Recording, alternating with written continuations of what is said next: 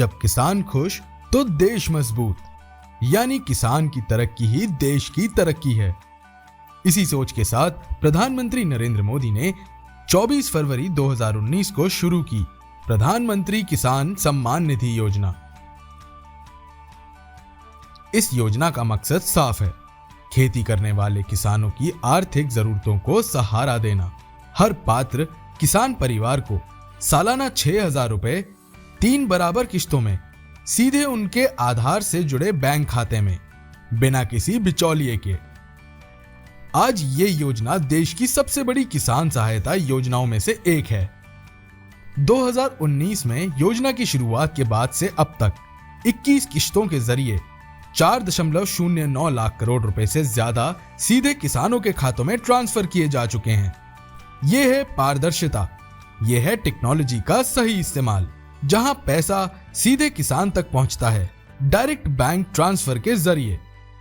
अंतरराष्ट्रीय संस्था international food policy research institute की स्टडी बताता है कि इस पैसे से किसानों ने बीज, खाद और खेती के साधनों में निवेश बढ़ाया, उन पर कर्ज का दबाव कम हुआ और जोखिम उठाने की ताकत बढ़ी।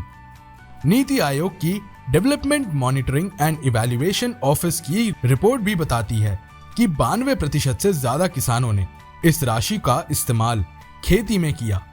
85% किसानों ने अपनी आय में बढ़ोतरी महसूस की और फसल खराब होने या बीमारी के समय साहूकारों पर निर्भरता घटी।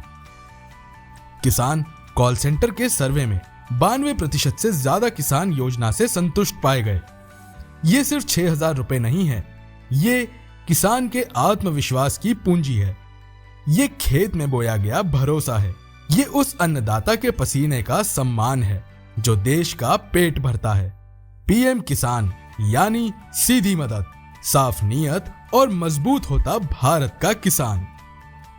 मेरे किसान भाइयों बहनों, जब केंद्र में किसान का हित सोचने वाली, किसान की चिंता करने वाली सरकार होती है, तभी इस तरह की योजनाएं मुमकिन होती है, जमीन पर उतरती है, नामुमकिन को भी मुमकिन करके दिखाते हैं।